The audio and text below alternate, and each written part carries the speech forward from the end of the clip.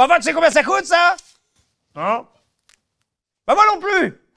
Garde un tiroir à facture.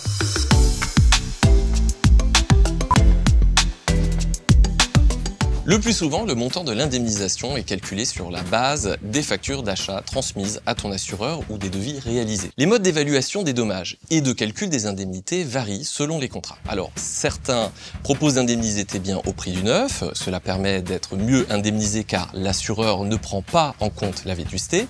D'autres indemnisent moins bien car ils se basent sur une indemnisation en valeur d'usage, c'est-à-dire sur la valeur de ton bien à laquelle on applique la vétusté. Enfin, certains contrats prévoient une indemnité forfaitaire, c'est-à-dire un montant défini d'avance, indépendamment de la valeur réelle des biens endommagés. Les délais d'indemnisation et les éventuelles limites en termes de montant ou de durée, ainsi que le montant de la franchise à ta charge, sont également des éléments importants à prendre en compte lors de la sélection de ton assurance habitation. En gros, faut garder le maximum de factures, parce que l'assureur, sinon, il va galérer pour t'aider correctement. Ça serait bête de pas pouvoir récupérer la valeur de tes biens.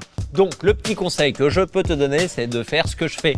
Garde un tiroir à facture. Parce que personne se souvient jamais du prix exact des meubles.